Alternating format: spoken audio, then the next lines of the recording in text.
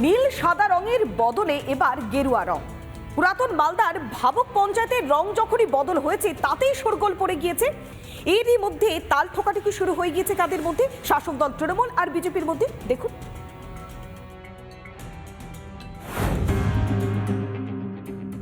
কথায় আছে রং দিয়ে যায় চেনা, আর এই রং নিয়েই যত গোলমাল পুরাতন মালদার ভাবুক গ্রাম পঞ্চায়েতে। এই পঞ্চায়েত যেহেতু বিজেপির, তাও বদলে গিয়েছে রং। নীল সাদা নয়, এখানকার পঞ্চায়েত ভবন গেরুয়াময়। এই ভাবুক গ্রাম পঞ্চায়েত বিজেপি পরিচালিত এই গ্রাম পঞ্চায়েত, কিন্তু এই গ্রাম পঞ্চায়েতে যে ছবি আমরা দেখতে পাচ্ছি, সাধারণত গ্রাম পঞ্চায়েতের যে ভবন, সেই ভবন গেরুয়া রং করে দেওয়া হয়েছে। মালদার সিংহভাগ এলাকায় যেখানে ঘাসফুলের দাপট, সেখানে 23-এর পঞ্চায়েত ভোটে পদ্ম ফুটেছে ভাবুকে। এককভাবে ভোট চালাচ্ছে বিজেপি। এর রং বদল হতেই তেড়ে ফুঁড়ে নেমেছে তৃণমূল। তৃণমূল কংগ্রেস থেকে বলা হচ্ছে যে গেরুয়া রং করে মানুষের ভোট নেওয়ার প্রক্রিয়া করছে বিজেপি। সরকারি অনুদানগুলো সব জায়গায় সমানভাবেই দেয়, কিন্তু দেয় বলেই যে তারা এই টাকার তছরূপ করবে, তাহলে সরকার তাদেরকে ছেড়ে দেবে। আমি তো বারবারই বললাম, প্রয়োজনীয় ব্যবস্থা বিডিও সাহেবরা দেখে নেবে। শাসকের এই অভিযোগ অবশ্য মানতে নারাজ গেরুয়া ব্রিগেড। তাদের পাল্টা দাবি, পায়ে পা দিয়ে ঝগড়া বাঁধানোর তাল করছে তৃণমূল। গেরুয়া রংটা করার যে বিল্ডিংটা লাস্টিং থাকে, প্লাস্টিক পটে রং করেছি, ওটা যে বিল্ডিংটা আমাদের লাস্টিং করবে অনেক দিন, তার জন্যই করা হয়েছে গেরুয়া রংটা। এর মধ্যে কোনো রাজনীতির দল নিয়ে কোনো কথাই নেই। নবান্নের রং নীল সাদা, রাজ্য সরকারের একাধিক ভবনের রঙও তাই।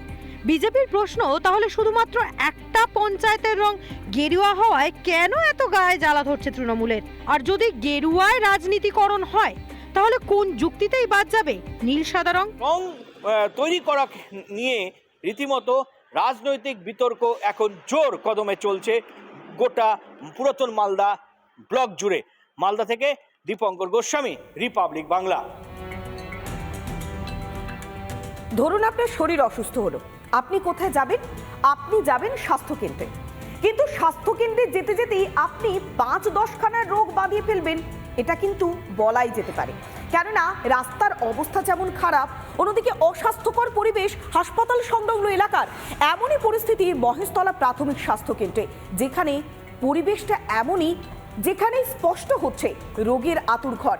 রোগীরা গিয়ে আরো বেশি করে অসুস্থ হচ্ছে।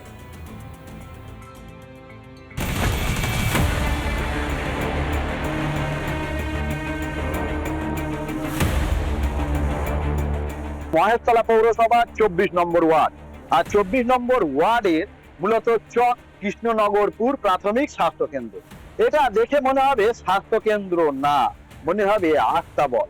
কারণ হলো, এখানে চিকিৎসা করতে আসা মানুষজনকে প্রায় দীর্ঘ 9 মাস জল জমে থাকা, সেই জল ঝাঁপিয়ে মূলত আসতে হয় চিকিৎসা করতে।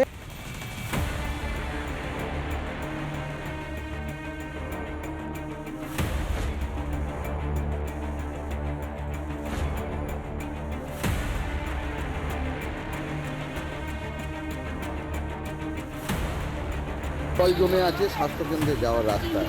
ম্যালেরিয়া তো হতে পারে বা কিছু হতে পারে। এই তো গা হাত পা চুলকানো, ঘা ঘুষি, সব রকম। পায়ের ঘা তো 12 মাসই ভালোই হয় না, হাজা ঘা এসব ভালোই হয় না।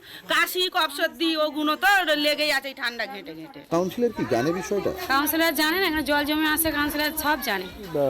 নেশাবান হয় না হ্যাঁ একদম। স্বাস্থ্যকেন্দ্রের ভিতরে? না, স্বাস্থ্যকেন্দ্রের ভিতরে হয় না, বাইরেটাই হয়। নেশাবান করে? হ্যাঁ, সব সময়।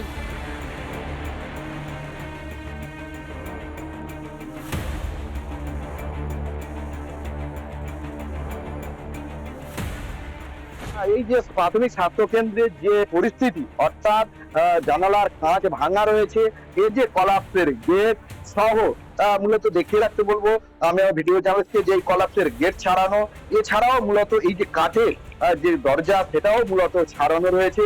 সিসিটিভি ক্যামেরা নেই, সিসিটিভি ক্যামেরা বিহীন মূলত এই স্বাস্থ্য কেন্দ্র।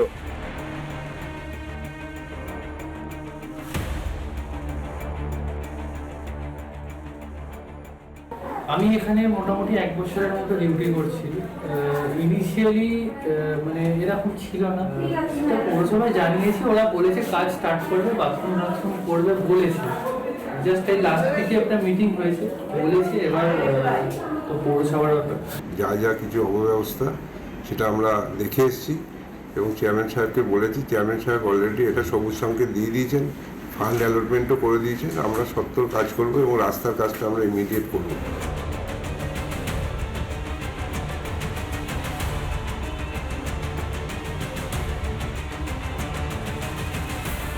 দক্ষিণ 24 পরগনা মহেশতলা থেকে রাজু মুখার্জি রিপোর্ট, রিপাবলিক বাংলা। নানা ধরনের কন্টেন্ট দেখার জন্য লাইক করুন, শেয়ার করুন আমাদের ফেসবুক পেজ, সাবস্ক্রাইব করুন আমাদের ইউটিউব চ্যানেল। পাশাপাশি অন্যান্য ব্রেকিং নিউজের জন্য অবশ্যই চোখ রাখুন রিপাবলিক বাংলায়।